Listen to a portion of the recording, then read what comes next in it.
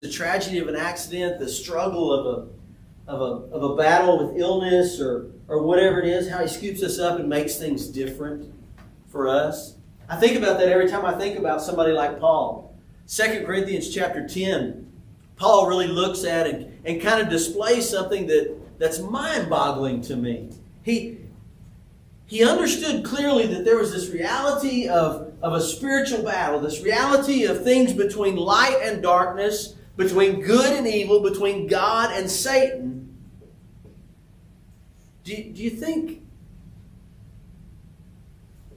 we really act like that we base our life on the reality that spiritual battles happen? Do you think we notice when those spiritual battles happen? I think I do sometimes. I think I notice, this is going to sound bad, I think I do in the big ones. You know, when things are grand or difficult or I feel devastated. Not to make a big deal about being sick, there was a particular day where because of the way that I was sick and having COVID and strep and all this other stuff combined and being worried about pneumonia, and I slept for about 20 hours one day. And Karen asked me, "Don't you need to go to the bathroom?" Nope. I don't want to do anything at all. I don't care which is really weird because I like to eat. I don't really care if I ate anything or nothing. Nothing really mattered. At that moment, to me, there wasn't much priority above all of that. I'm pretty good with monumental moments like that. Life and death. Heaven and hell moments, I call them in my life. But I'm not real good with that day-to-day, that mundane, every day, paying attention to what God's doing. I think Paul tries to bring that home, and he tries to get people to see that life is different, not because of the monumental things all the time, but because those little things add up. I want to ask you a question. Do you think why someone writes something is as important as what they write? To me it is. To me it makes a big difference why somebody wrote something. They may have a great thought, they may have a great idea or concept, but why they wrote it is pretty important. Do you know that there's a major controversy about 2 Corinthians, the book? It's kind of weird because the first 9 chapters, chapters 1 through 9, Paul writes this letter and he's somewhat cautious and a little concerned about those people and the things that are happening in the church at Corinth and the people of Corinth. And then in chapter 10 through 13, things drastically change. They change so much that a lot of people say that that's 2 different people who wrote it. That Paul didn't even write chapter 10 through 13. And those that say it, and then this is kind of funny because you've probably never had that happen. Well, I'll ask you. You ever start to deal with an issue or a situation and then suddenly get more information about it and you think, wait a minute, I'm dealing with this all wrong. I do that too a lot, about midstream. And I don't know if it's because I'm not paying attention to the first or because I'm not up to speed. And every once in a while I get up to speed with where God's doing something and then I'm like, yeah, that's not the right way to handle that at all. Not at all. I think that's what happened to Paul. Somebody came to him and told him, do you know what's going on in that place in Corinth? Do you know how that church is acting? Do you know how those people are arguing and bickering about who can say what in church and who's covering their hair and who isn't? And he went down the list, and I think Paul had a glitch. You ever have a glitch? Paul just had a glitch, and he was just done. I'm done with this. Now, we're not playing anymore. I'm going to tell you exactly the way things are. And then he lights up chapter 10 and goes all the way through and brings home the importance of this spiritual war, this spiritual battle. See, this new information that Paul had, I think, shaped the way he saw things because God showed him a different way. You know, one of the things I learned about myself a long time ago, and we kind of laugh and joke about that maybe, but I'm not as flexible as I once was. And you have to realize, I say that with all seriousness, but I was never flexible. Ever.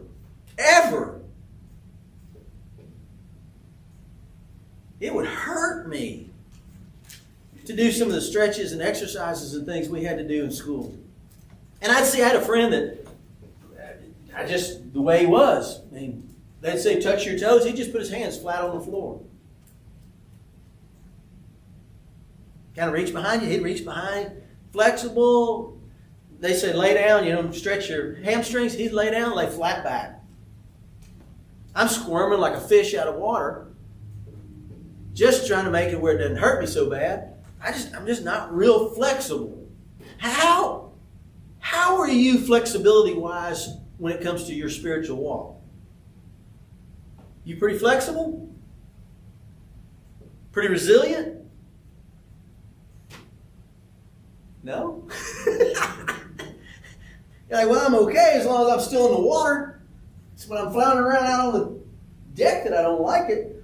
Paul points out that there are times when you need to be flexible. There are times when you need to respond to new information and what God delivers to you. But he also stands his ground and said, but there are certain things that are right or wrong. And they are always right or wrong. No matter what. We see it here in verses 1 and 2 where he starts to talk about the spiritual war being personal. I'd like to think that I could help you fight this spiritual war, this spiritual battle that we go through. But the fact is, spiritual wars, spiritual battles are personal. And you must fight your own battle. You can't leave it to somebody else. It'd be nice if we could.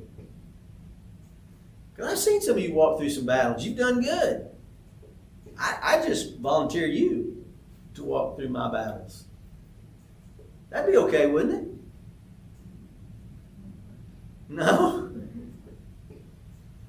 Verse 1, chapter 10, 2 Corinthians says, Now I, Paul, myself, am pleading with you by the meekness and gentleness of Christ, whom in presence am lowly among you, but being absent am bold toward you. But I beg you that when I am present, I may not be bold with that confidence by which I intend to be bold against some who think of us as if we walked according to the flesh. Paul said, I'm here. I'm proclaiming to you that I don't speak on my own behalf. I'm speaking on behalf of God. I'm speaking for God. I'm speaking in unison with God. And I'm not seeking to put myself in a position of authority. The weird thing to me is when he says, there in verse 1, chapter 10, he says, I, Paul, myself am pleading with you by the meekness and gentleness of Christ. It was not common for somebody to mention their meekness or gentleness? That was not an attribute. Nowadays we have those people who I call it false humility. They will say, I'm weak, I'm meek, I'm reserved. Most of the time they're not. In this culture, that would have been the exact opposite of what you do. It was not manly, nor was it culturally correct to say that they were weak or meek. They needed to be seen as those who were strong. See, Greek culture didn't usually regard meekness or gentleness as a virtue. We've got the idea that in today's world that if you don't act a particular way, especially for men, that you're not being meek, you're not being gentle, you're not being Christian. Do you know that meekness and gentleness are not Christian ideologies that are theirs alone? I honestly believe that in our world today there are many people being used of Satan to champion the God of meekness, the God of weakness. I think God has called us to be strong, victorious, warriors for Christ. That doesn't mean that we're going to be belligerent or be angry or be attacking, but it does mean that we can't submit to our culture so much that we give away who we are in Christ. We desperately need young men, all men, to stand up and be godly examples of what God has called us to be. But we also need women to do that. Some of the fiercest people in the Bible to me are some of the women that are involved in there. And they stood their ground, they fought their battles, and they stood strong. Christ mentions meekness and gentleness and Matthew chapter 11, verse 29, but he didn't make a big deal of it. And I think people somehow misunderstood him being silent for being weak or meek. I think a lot of times he just didn't say anything because they weren't going to listen. Whole different message for a different time. Verse 2 tells us here, though, that there are two distinct sides in a battle. But I beg you that when I am present, I may not be bold with that confidence by which I intend to be bold against some. He's saying there are some, and I love this from Paul because, Paul was so reserved and calm and docile that I'm sure when he told them, I'm not really coming against you in the strength or the confidence that I'm going to come against some. Some of them are going to get it. And I'm going to make clear exactly where we stand. I wonder, maybe you could think about this and let me know later, or you could kind of enlighten me. I wonder how much different our world would be, how much different our church services would be, how much different our lives would be if we were just simply honest with where we stood. And we were bold with those who needed to be dealt with in boldness. Now, here's the tricky part. Who decides? Who decides which camp they're in? Because if I don't like what you're doing, you may end up in the wrong camp. Because I don't like what you're doing. Does that mean I'm right? Maybe. See, I think we forget that in there too, that God is the one that decides who's on which side.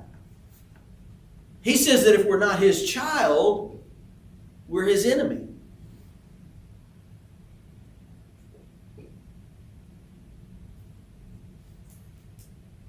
I didn't say that. I'd probably pick a different turn. We're just not working together, or we're trying to work things out, or lots of things. But He says if you're not with Him, you're against Him. One of the things I heard in this last election, and it kind of cracked me up, and I mulled it around for a year and a half now, almost 2 years, and the person that said it meant it, but what they said was, it doesn't really matter who gets voted in to be president anyways, it doesn't affect me personally. And I've been trying to wrap my mind around that. I've been trying to get my head around that. And that's kind of become our philosophy, isn't it? We need to let everybody do what everybody wants to do. If we accommodate everybody, we'll all just get along. No, actually, that's not the way it works. The way it works is, there are two sides to this battle. And we must choose which side we're going to be on. And then you know what we need to do? We need to take it personally. Not to get offended at everybody, but take it personally. Take it serious.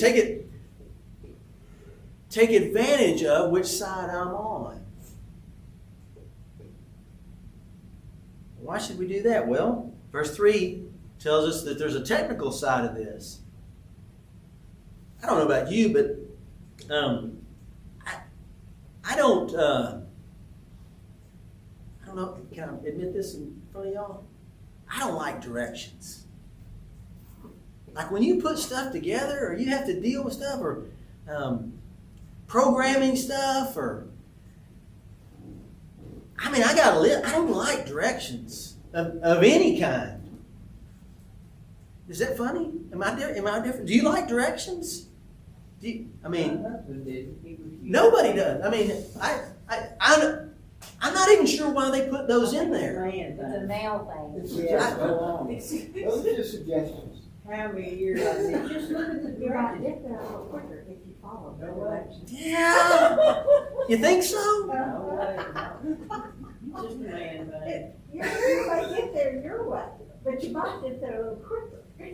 That's probably true. And if that's true, though, wouldn't you think if God said there's a technical way to do the battle of life, the spiritual battles of life, don't you think we should listen? Follow directions. We should follow the directions?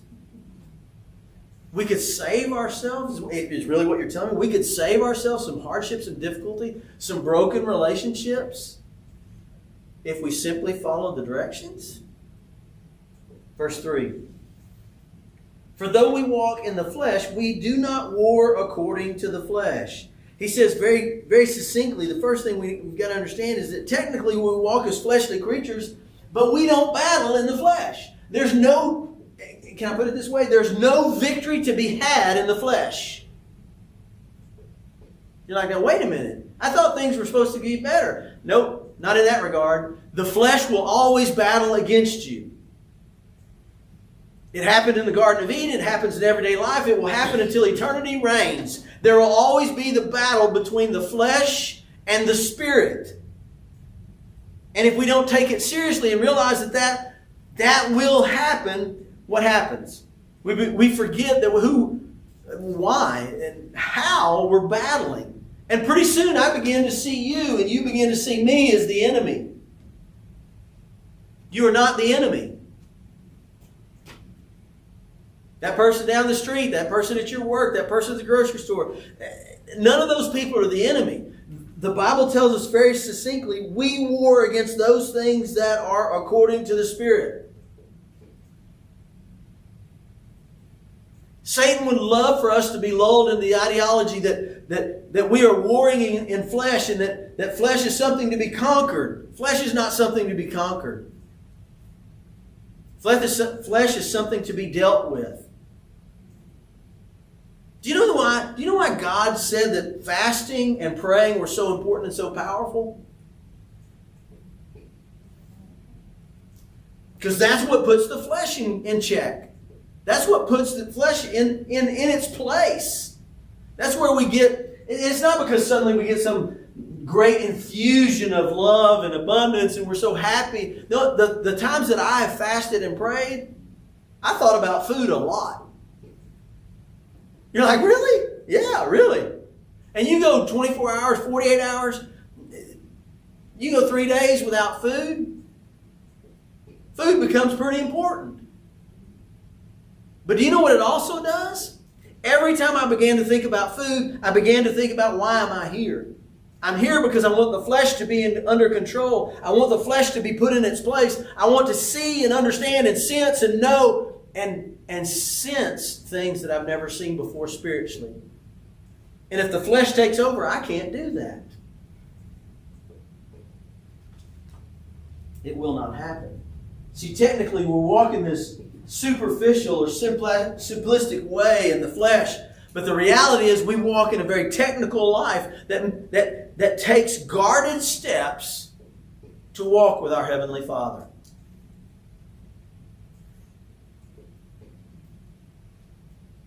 Number 2, verse 4.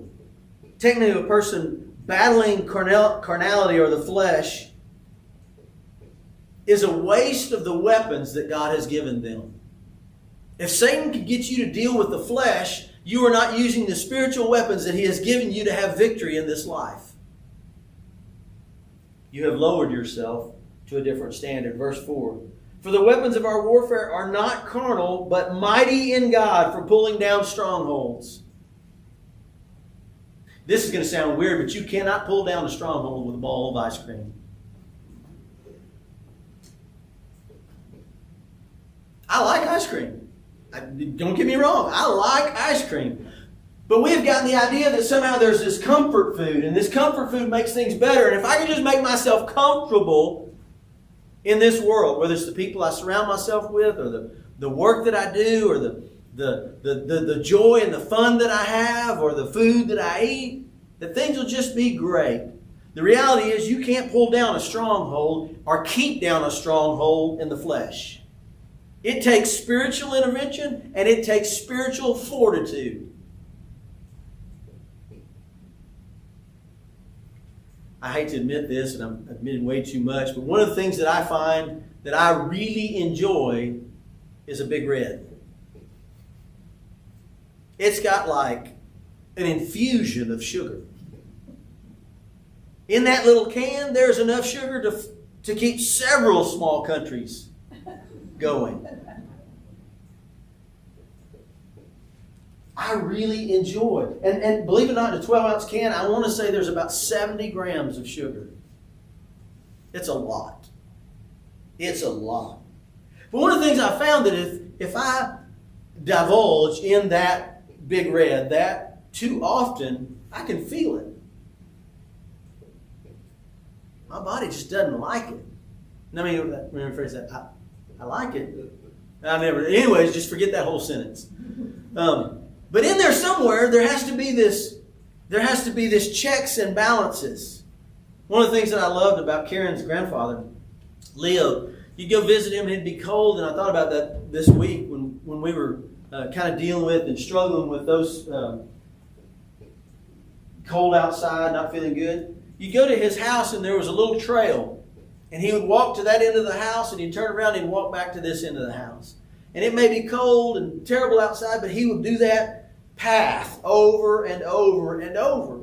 And if you were to ask him why, it was so he could stay mobile. So he could move around. His thought or idea or concept was that if you don't push yourself a little bit, not too much, but a little bit in the flesh, pretty soon you won't be able to do anything. I always admired that about him. Because there's a deep spiritual truth there. If we get so caught up in the physical, the comfort, or even the discomfort, or the how well I feel or how well I don't feel today, and we let that dictate who we are taking spiritual weapons that are designed to really change life, to remove strongholds, to change family curses to family blessings. Do you know that that's possible? Some of us grew up in homes or in places where there was actually this family curse. And over the years we had this curse of life.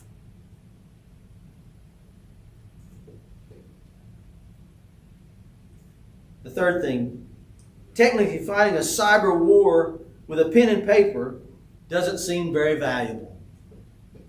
Verse 5. Casting down arguments and every high thing that exalts itself against the knowledge of God, bringing every thought into captivity to the obedience of Christ. It's as though we're trying to fight this cyber battle, some technical battle out on the internet somewhere, and we're trying to fight it with a pen and paper. Can you imagine how valuable that would work out? Karen has a client, he's a friend of ours, and he calls it Facebook Spacebook. And he's always called it that way, and I kind of like the term. Because out there in space somewhere is this floating around, kind of abstract thing that happens. Paul is saying that there are those who have this knowledge, and they need to understand that taking every thought captive will win the battle. Kind of makes you wonder how often we watch Fox News or CNN or some of those places if we were really trying to keep every thought captive.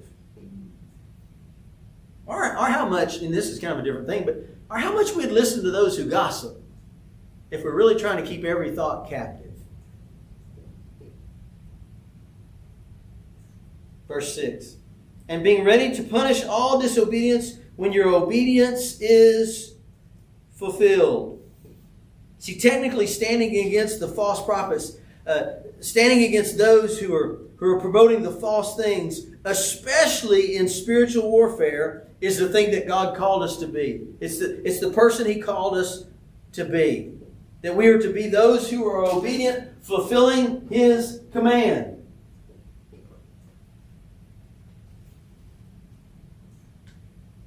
Do you know what the best punishment for a false prophet? Someone who doesn't tell the truth, someone who doesn't live according to the standard of God. You know what the best punishment for them is? Don't coddle them. Don't condone what they say. And if ever you're saying something and somebody doesn't coddle or condone you, maybe we should be in a moment of check to see what God's telling us.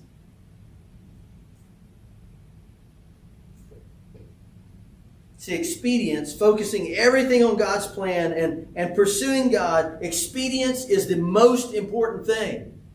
You will never get a chance to have today again. You're probably saying, well, great, that's awesome. Because after the week I've had, I don't want to do this again anyway.